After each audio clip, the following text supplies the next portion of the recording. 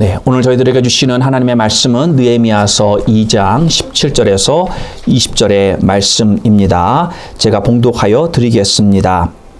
후에 저희에게 이르기를 우리의 당한 곤경은 너희도 목도하는 바라. 예루살렘이 황무하고 성문이 소화되었으니 자 예루살렘 성을 중건하여 다시 수치를 받지 말자 하고 또 저희에게 하나님의 선한 손이 나를 도우신 일과 왕이 내게 이런 말씀을 고하였더니 저희의 말이 일어나 건축하자 하고 모두 힘을 내어 이 선한 일을 하려 하매 호론 사람 산발락과 종이 되었던 암몬 사람 도비야와 아라비아 사람 겟셈이 이 말을 듣고 우리를 업신여기고 비웃어 가로되 너희의 하는 일이 무엇이냐 왕을 배반코자 하느냐 하기로 내가 대답하여 가로되 하늘의 하나님이 우리로 형통케 하시리니 그의 종 우리가 일어나 건축하려니와 오직 너희는 예루살렘에서 아무 기업도 없고 권리도 없고 명록도 없다 하였느니라. 아멘. 예. 자, 오늘의 말씀은 일어나 건축하라 라고 하는 말씀으로 제목으로 여러분들과 함께 나누고자 합니다.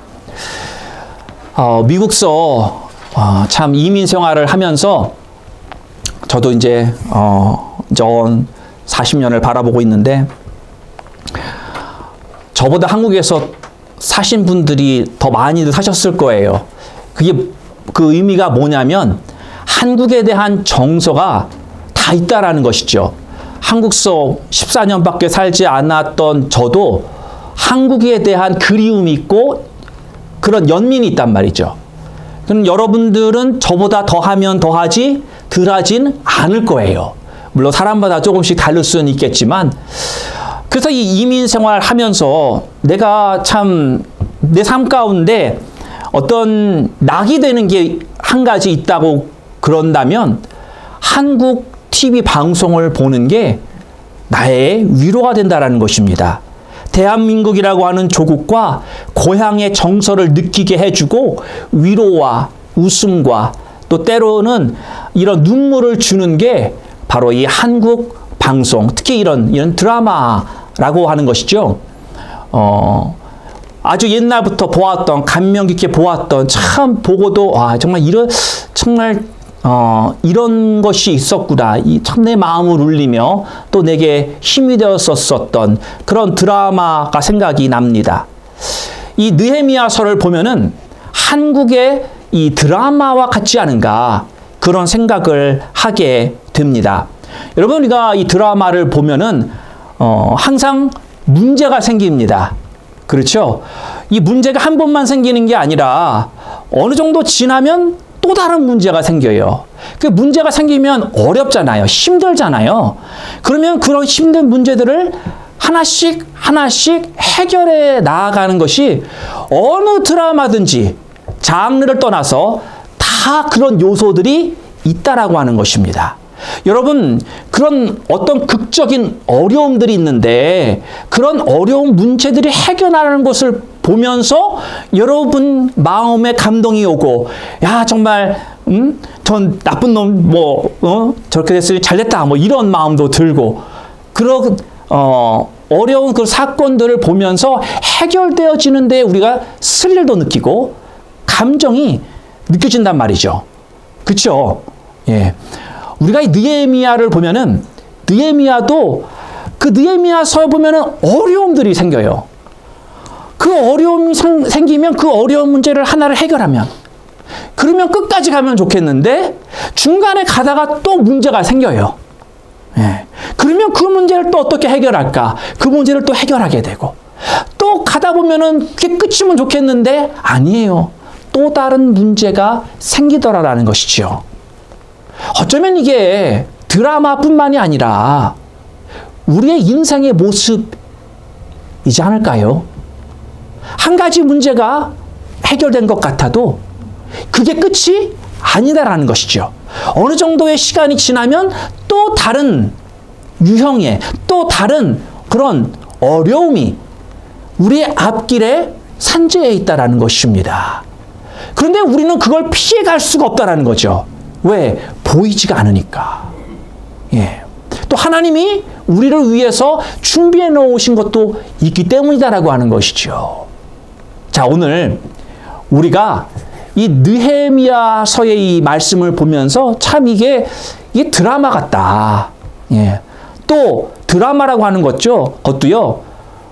어떤 허구적인 것이 담겨 있기도 하지만 그러나 어느 정도 실질적인 삶에 대한 그 바탕을 가지고 글도 쓰고 드라마도 만든다라고 하는 것입니다. 그러니까 우리가 그런 것을 생각할 때 오늘 저희가 나누는 말씀은 사실은 우리가 텔레비전에서 보는 어떤 그런 픽션이 첨가된 허구가 있는 그런 드라마가 아니라 실질적인 역사에서 일어났던 것을 기록한 진리의 말씀이라는 것을 우리가 기억하며 함께 듣기를 원합니다. 자, 느헤미야가 당면한 문제들이 있습니다. 느헤미야는 뭐 믿으면 사람이니까 뭐 어려움도 하나도 없이 잘만 살았을 것 같죠. 그런데 그렇지 않았습니다. 느헤미야가 당면한 문제가 세 가지가 있습니다. 첫 번째로는 무슨 문제를 당면하고 있냐면 대공사를 앞두고 있다는 것입니다. 예루살렘의 성벽 재건이라고 하는 이건 뭐 우리가 느헤미야 1장서부터 계속해서 말씀드렸던 것이죠. 그런데 성벽 재건이라고 하는 게요. 여러분 집을 하나 짓는 것도 쉬운 일이 아니죠. 여러분 가운데 아마 집 져보신 일이 있는 경험이 있으신 분 모르겠어요. 집을 져도 뭐 신경 쓸 게 얼마나 많습니까? 그렇다고 내가 뭐 벽돌 쌓고 나무로 두들겨서 하는 것도 아니고 그냥 여기저기 바꾸고 이것저것 하는 것이 그것만도 신경 쓰는데도 쉬운 일이 아닌데 이건 집 하나 한 채 짓는 게 아니라 예루살렘이라고 하는 큰 성에 성벽을 쌓는다라고 하는 거예요. 여러분 예루살렘 성벽 주위가 얼마나 긴지 아십니까? 자그마치 4km. 우리가 4km면 번뜩 안 오시는 분도 있어요. 2 miles. 예. 그러니까 어느 정도냐? 우리 교회에서 페어차일드 공군 기지 한 그 정도 거리 된단 말이야. 한 2 마일 정도면. 예. 여기서 월마트까지가 1.5마일입니다. 대충 감이 잡히시겠죠. 우리가 차를 타고 다니니까 이게 별로 안 길게 느껴지죠. 그런데 여러분 돌을 쌓아서 그거를 그 길이를 돌아가면서 한다고 생각을 해보세요. 이건 엄청난 대공사라는 것입니다. 네. 그 공사를 지금 해야 되는 입장인 거예요. 느헤미야는. 그러니 여러분 한번 생각을 해보세요. 성벽의 재료서부터 한번 생각을 해보자고요. 성벽을 지금 쌓는 거잖아요. 여러분이 옛날 우리 뭐 남한산성 뭐 아니면 뭐 수원성 남겨져 있는 우리나라의 성들 봐도 성이 뭘로 만들어져 있죠? 돌입니다. 여러분 나무로만 생각을 해도 나무가 얼마나 무겁습니까? 여러분 나무 한번 집안에서 한번 잘라보신 적 있습니까? 뒷마당에 나무 뭐 이렇게 뭐 쓰러지고 그러면 자르거나 그 나무 여러분 한번 저기 잔디밭에 있으면 잔디가 안 좋으니까 끌고서 이렇게 집 바깥으로 한번 해보신 적 있는지 모르겠어요. 별로 두꺼운 나무가 아니라도요, 그 하나 끌고 가려고 그러면 얼마나 무거운지. 나무만도 굉장히 무겁습니다. 여러분 그 파이어플레이스 직접 태우는 거 갖고 계신 분 있는지 모르겠지만 그것도 나무들 여러분 이렇게 내가 몇 개만 들고 가래도 이거 무거워서 잘 못 들어요. 나무만 쳐도 그렇게 무거운데 돌덩어리를 쌓아야 되는 거예요. 돌덩어리. 돌이 얼마나 무겁습니까? 그런데요, 이 예루살렘 성벽을 무너뜨렸던 장본인 이 느부갓네살 왕이 돌 위에 돌 하나도 남기지 않고 다 무너뜨렸어요. 처절할 정도로 돌을 다 무너뜨리고 무너뜨린 정도가 아니라 어떻게까지 했냐면 여러분 예루살렘이 있는 그곳이 산이에요. 산 위에 지은 거예요. 그래서 굉장한 요새다라고 말하잖아요. 그러니까 옆에는 그 골짜기들이 있단 말이에요. 느부갓네살 왕이 골짜기에다가 돌을 다 밀어서 아예 떨어뜨려 버렸어요. 참 지독하죠. 예, 다시는 예루살렘 성벽을 짓지 못하게끔 아주 그냥 처절하게 그렇게 다 부셔놨는데, 그러니 여러분 그런 돌들을 어디 가서 구해올 거예요 지금 느헤미야가 성벽을 쌓려면. 천상 주위에 있는 돌 갖고 와야 되겠잖아요. 예, 남겨져 있는 돌 위주로. 계곡에 떨어져 있는 돌들도 어떻게든지 하나씩 끌어올려야 되고, 여러분 그걸 끌어올리려면 사람의 힘으로 되겠습니까? 그게 어떤 장비들도 있어야 되고 중장비가 필요한 그러한 큰 일들을 지금 느헤미야가 앞두고 있다라고 하는 것입니다. 자, 이러한 엄청난 노동력이 필요한 공사를 앞두고 있는 것이 첫 번째 당면한 문제고요. 두 번째 문제는 어떤 문제가 있었냐면 패배의 역사를 가지고 있었다라는 것입니다. 패배. 예루살렘으로 돌아온 귀환 자들이 있었습니다. 느헤미야가 오기 전에도 이렇게 소그룹으로 사람들이 돌아왔었던 때가 있었어요. 전체적으로 돌아온 것이 아니기 때문에 우리가 별로 그렇게 크게 하진 않지만, 그래도 돌아온 사람들이 나름대로 또한 성벽을 재건하려고 노력을 했단 말이에요. 그런데 그 노력을 할 때마다 다 헛돼 버렸어요. 다 실패했다라는 것입니다. 여러분, 실패할 때 사람이 어떻게 되죠? 좌절을 맛보게 됩니다. 좌절. 여러분, 예루살렘 성벽을 재건한다 하는 거 얼마나 좋은 의미에서 하는 겁니까? 얼마나 선한 뜻을 가지고 하는 겁니까? 하나님을 위해 한다고 생각하잖아요. 하나님께서 기뻐하시는 예루살렘 성을 다시금 우리가 조금이나마 내 힘 닿는 것 내가 세워보자, 그런 의도를 가지고 시작했어요. 예루살렘 우리 다 같이 재건해보자, 으쌰으쌰 했단 말이죠. 그런데 실패만을 맛봤다라는 것입니다.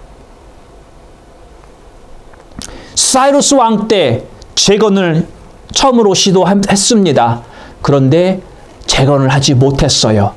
그리고 가장 근래에는 13년 전에 에스라를 중심으로 재건하려고 했지만 또다시 좌절을 맛보고 패배의 쓴잔을 마셔야만 했다라고 하는 것입니다. 느헤미야는 이 패배의 역사의 흐름을 뒤집어야 하는 그런 어려움을 가지고 있었다라고 하는 것이죠. 여러분, 우리는 여기에서 한번 생각해 볼 수 있는 것이, 과연 이 이스라엘 민족만 그런 패배의 쓴잔을 계속해서 마셨었는가? 우리를 한번 생각해 보면 우리의 인생 가운데에서도 내 가슴이 무너지고 내가 좋은 의도를 가지고 하나님의 일을 하겠다고, 더 나아가서는 정말 내가 그렇게까지 내가 한다고 했는데 결과가 좋지 않고 패배를 맛보고 쓴잔을 마셔야 됐고, 또 내 인생 가운데 내가 뭔가를 해보려고 했지만 그러나 성공하지 못하고 실패를 맛보고, 그런 실패감 속에서 내가 좌절하고 주저앉고, 그런 인생의 여정 가운데 그런 어려움이 우리들에게도 다 있다라고 하는 것입니다. 성공하지 못하고 실패 가운데 낙담했었던 그런 실패의 역사가 우리들 가운데도 있다라는 것입니다. 그러한 실패를 그냥 실패했다고 끝내는 것이 아니라, 그러나 이 느헤미야와 같이 이 예루살렘 성전을 이제 지어나가는 과정을 우리가 지켜볼 텐데, 우리들의 무너졌었던 가슴들, 그 실패 때문에 내가 너무나도 쓴잔을 마셔서 너무나도 아팠고 너무나도 괴로웠고 너무나도 정말 내 자신에 대한 원망과 또 주변에 대한 원망과 그런 쓴뿌리들이, 그런 내 삶 가운데 아직까지도 잔존하고, 그것 때문에 내가 아직까지도 힘들어서 생각하기도 싫은 그 옛적의 감정들, 기억들, 그 무너진 것들이 우리가 이 느헤미야서를 계속해서 말씀을 나누는 가운데 하나님께서 여러분을 만져주시고 여러분을 다시 새롭게 해주셔서 여러분의 무너졌던 그런 마음들, 그 실패 가운데 좌절했던 그 마음들을 하나님이 회복시켜 주시고 다시금 쌓아나갈 수 있도록 역사해 주시기를 주님의 이름으로 축원합니다. 세 번째, 느헤미야가 당면한 문제는 낙심한 백성들입니다. 계속된 실패 속에 백성들이 숫자도 얼마 안 되는 그 숫자가 낙심하고 주저앉았습니다. 트라이해 봅니다. 그런데 안 됐어요. 또 다시 마음을 추스려서 두 번째도 트라이해 봤습니다. 그런데 또 안 됐습니다. 그들 마음 가운데 드는 것이 왜 우리는 해도 안 되느냐? 그들 마음 가운데 분노합니다. 왜 안 되는 거야? 왜 내가 헌신하고 내가 노력하고 나쁜 것도 아닌데 왜 안 되는 거야? 왜 자꾸만 넘어지는 것인가? 때로는 억울한 마음까지도 듭니다. 왜 내 인생은, 왜 우리는 이런 어려움을 겪어야 되는 것이냐? 이 낙심에 빠져있는 백성들의 이 마음이 먼저 추스러져야 됩니다. 그들의 마음을 움직여야만 예루살렘 성벽을 재건할 수 있기에 느헤미야는 이 백성들에게 다가가 새로운 방식으로 그들에게 접근하고 있습니다. 느헤미야가 제일 먼저 이 좌절에 빠져있는 이스라엘 백성에게 뭘 하냐면 공동체 의식을 심어줍니다. 17절 말씀 보면 후에 저희에게 이르기를 우리의 당한 곤경은 너희도 목도하는 바라. 예루살렘이 황무하고 성문이 도화되었으니 그렇게 말하고 있습니다. 우리의 당한 곤경, 우리가 당한 곤경이 무엇입니까? 예루살렘의 성벽들이 다 무너져서 그들의 보호막이 없는 거예요. 여러분 생각해 보세요. 여러분이 집이 있어요. 그런데 여러분 집에 앞문이 없는 거예요. 앞문이 부서졌어요. 진흥을 못해요. 문이 없는 거예요. 여러분 어떻게 느끼겠습니까? 여러분 밤에 잠자면서 발 뻗고 안전하게 주무실 수 있을 것 같아요? 우리 집 대문이 없는데? 정문이 없는데? 그와 같은 거예요. 이스라엘 백성들이. 그 안에서 잠은 자는데 지켜줄 문이 없는 거예요. 지켜줄 이게 없는 거예요. 그냥 다 오픈되어 있는 거예요. 그러니까 누가 들어오고 싶으면 들어올 수 있는 것이고요. 훔치러 오든 나쁜 의도를 가지고 들어와서 정말 내 자녀들까지도 훔쳐가려면 정말 그럴 수 있을 만한 보호막이 없는, 그게 우리가 당한 공경이다라는 거예요. 자, 예루살렘을 중건하자. 우리가 이대로 있으면 안 되겠다. 같이 중건하자. 영어를 보면요, Let us build a wall. 네. 우리 한국말에 빠져있지만 들어가 있는 거예요. Us, 우리 라고 하는 공동체 의식을 심어주고 있는 것입니다. 느헤미야는요, 저 먼 나라에서 정말 비서시장과도 같이 풍족하고 정말 떵떵거리는 삶을 살던 사람이었습니다. 그럼에도 불구하고 느헤미야가 뭐라고 그래요? 우리가 당한 공경을 기억하자. 느헤미야가 직접 나는 많이 겪어보지 않았지만 그러나 공동체라고 하는, 우리는 하나라고 하는, 내가 그 아픔을 안다. 나도 너희들과 같은 마음이고 같은 공경을 누리고 지금 같은 서퍼링하고 있는, 내가 그걸 안다.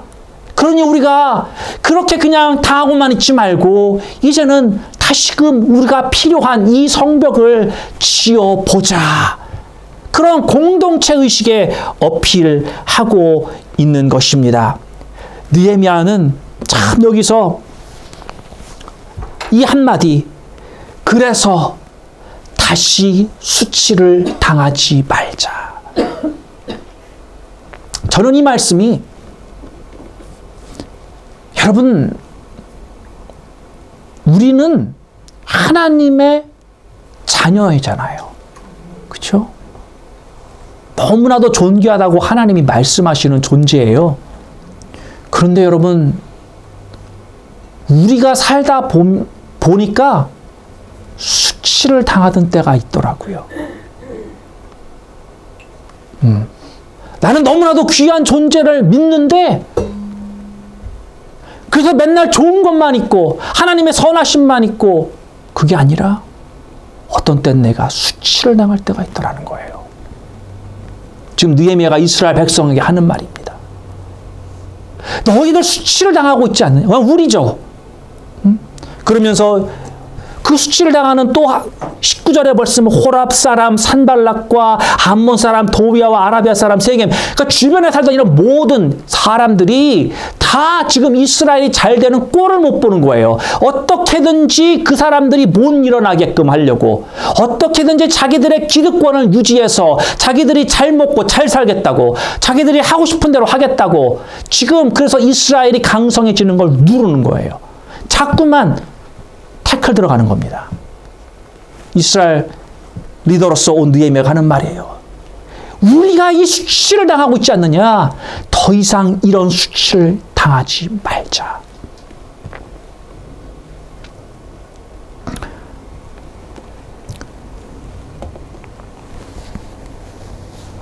사랑하는 성도 여러분, 우리들에게 정말 이 필요한 것은 공동체 의식입니다. 한 식구요, 한 공동체요, 한 마음으로 우리들도 우리들 앞에 놓여 있는 우리들의 과제를 풀어 나가야 합니다. 사랑하는 성도 여러분, 바로 이런 공동체 의식이 우리 가운데 깊이 뿌리를 내리기를 바랍니다. 우리는 하나입니다. 또 계속해서 더 하나가 되어야 합니다. 우리는 하나의 비전을 가지고 한 마음이 되어 나가야 하는 것입니다. 그래야 우리 앞에 있는 당면한 과제들을 우리는 풀어갈 수 있는 것입니다. 우리의 마음을 모으기를 원합니다. 그것은 어디서 시작하냐? 바로 우리는 예수의 공동체라고 하는 우리의 머리 대신 주님을 바라볼 때 한 공동체가 되는 것입니다. 다른 사람 보면, 다른 것들 보면 거기에 우리의 시선을 빼앗겨 버려서 봐야 될 주님을 못 보니까 자꾸만 내가 살아나는 거예요. 자꾸만 내 생각이 나오는 거예요. 우리는 자꾸만 하나님의 생각, 주님의 생각, 주님의 마음, 주님 앞에 포커스하고 주님 앞에 집중할 때 그래야 우리가 하나가 되는 것입니다. 그래야만 우리는 공동체로서 온전히 우리 앞에 주신 그런 과제들을 해결할 수 있는 그러한 하나님의 인도하심이 있는 줄로 믿습니다. 느헤미야는 이 예루살렘 주민들에게 호소하는 것이 그 이스라엘 백성들의 그 뒤를 돌아보면 여러분 왜 그런 게 있잖아요. 제가 아까도 말씀드렸다시피 우리가 실패했던 과거, 실패를 안 경험하는 사람은 하나도 없어요. 어떤 면에서 실패는 좋은 겁니다. 실패로 이것을 내가 잘못된 걸 깨닫고 또 다음 단계로 나아갈 수 있는 그런 계기가 될 때, 그렇죠? 그런데 그런 것들이 그 문제가 뭐냐면 그런 실패가 계속 될 때, 계속 실패만 맛볼 때 사람이 굉장히 힘든다라고 하는 것이죠. 그러니까 이스라엘 백성에게 느헤미야가 하는 게 뭐냐면 실패하는 건 괜찮지만 그런데 그것이 우리의 수치까지가 되어서는 안 된다라고 하는 것이죠. 과거는 어쩔 수 없어요. 우리가 여태까지 당해왔었던 그런 수치가 있었다면 그걸 내가 바꿀 수는 없어요. 왜? 끝난 거기 때문에. 그러나 앞으로는 그러한 수치를 당하지 말아야 되겠죠. 언젠가는 끊어내야 되는 것입니다. 그것을 내가 끊어내야지 나의 삶, 여러분 그걸 대신 끊어줄 사람은 이 세상에 아무도 없습니다. 아무도 없습니다. 여러분과 함께 사는 배우자도 그걸 끊어줄 수 없습니다. 그걸 끊을 수 있는 사람은 오직 내 혼자라는 것이죠. 물론 나를 돕는 하나님이 있습니다. 그런데요, 내가 아무것도 안 하는데 하나님이 결코 그런 거 없애주시지 않으십니다. I guarantee it.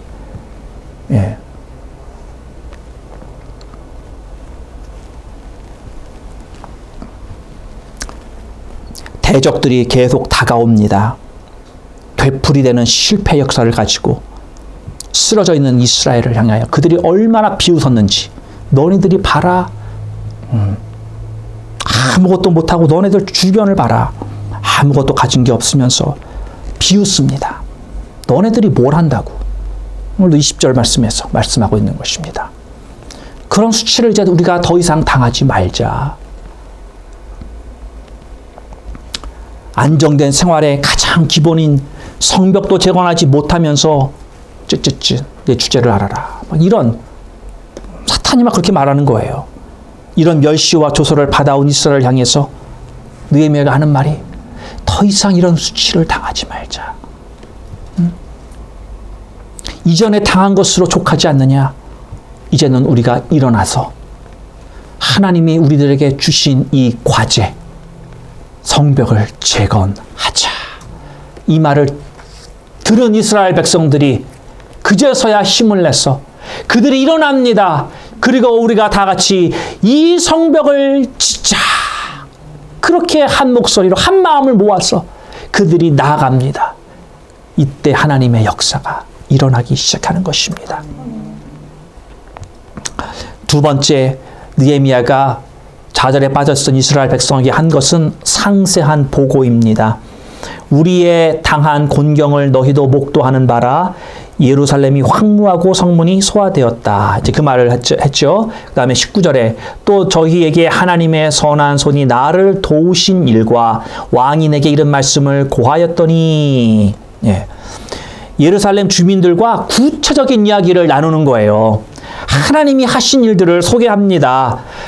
사람이 할 수 없는, 하나님이 왕의 마음을 바꾸어서 이전에는 이걸 못하게끔 막았지만, 그런 팔리스를 했지만, 그러나 그것을 이제 다 바꾸고 이제는 fully support 해주겠다. 그냥 허락만 해줘도 감사한데, 그런데 성벽을 지을 수 있는 돌과 나무와 이런 모든 것을 공급해주고 또한 군대까지 보내셔서 나를 이렇게 에스코트해줬던 이런 모든 이야기들. 그래서 오는 동안에 어떤 아무런 다른 총독들이 어려움도 주지 아니하고 무사하게 일사 진행될 수 있도록 하나님의 손이 우리와 함께하였다. 지금 그런 자세한 이야기를 나누고 있는 것입니다.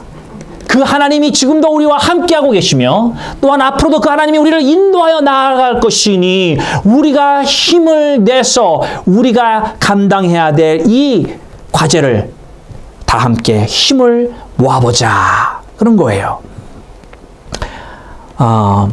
이러한 일들을 들은 이스라엘 백성들의 사기가 쫙 올라갑니다. 여러분이 간증이라고 하는 것이 참 파워풀합니다. 간증이 뭐예요? 하나님이 내 삶 가운데 하신 일을 전하는 게 간증이에요. 그렇죠? 예. 그러한 간증을 들을 때, 야, 그래, 맞아. 하나님이 그런 분이었지. 내가 살다 보니까 바쁘고 그냥 맨날 쫓기는 삶을 살다 보니까 잊어버렸던 그런 것들이 다른 사람의 간증을 들으니까 맞아. 그래 하나님이 그런 분이야. 그래 나도 알았어. 그래. 그러면서 내가 막 힘이 납니다. 그러면서 나도 믿음을 붙들자. 그래 나도 그런 삶을 살 수 있도록 내가 다시금 내 마음을 주께 모으자. 그런 마음들이 일어나는, 그러니까 느헤미야의 간증 가운데 막 백성들이 뜨거워지는 거예요. 어떤 면에선 하나님의 말씀을 듣고 있는 여러분들도 어떤 면에서 말했으니 느헤미야의 간증이고, 더 넓게 말하면 하나님이 우리들에게 주시는 간증의 말씀이란 말이죠. 이런 말씀들이 우리들의 마음 가운데서도 정말 뜨겁게 일어나야 되는 것이고, 여러분, 우리는 예루살렘 진짜 피지컬 월을 비우다하지 않지만, 그러나 우리 가운데 분명히 무너졌었던 것들을 이번 이 느헤미야서 강해를 통해서 그런 부분들이 분명히 세워져야 한다는 것입니다. 그것이 세워지지 않는다고 그런다면 그냥 우리 인생에 이루어지는 게 뭐가 있는 거예요? 안 그래요? 돈 좀 더 벌었어요? 아니면 어디 가서 좀 더 놀았어요? 더 뭐 하고 싶은 거 했어요? 그거요, 다른 사람에게 간증한다고 다른 사람들에게 뜨거운 마음 주지 않습니다. 하나님이 내 삶 가운데 하신 그 이야기가 거기에 힘이 있는 것이고, 거기에 능력과 생명이 있는 것이기 때문에 다른 거 아무리 잘 풀려도요, 그게 중요한 게 아닌 거예요. 하나님이 내 삶 가운데 내한테 개인적인 터치해 주신 게 무엇인지 그거를 크게 있어야 되는 거죠.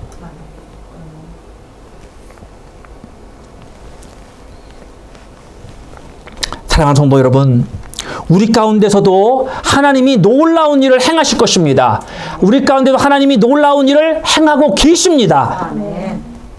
우리가 잠깐만 돌아보아도 지금 우리가 이렇게 영상으로 예배드리고 이런 시스템을 가지고 예배드리는 것도요, 바로 딱 1년 전에 다 하나님이 셋업해 주신 거예요. 그걸 잊지 말자고요. 하나님이 하셨단 말이에요.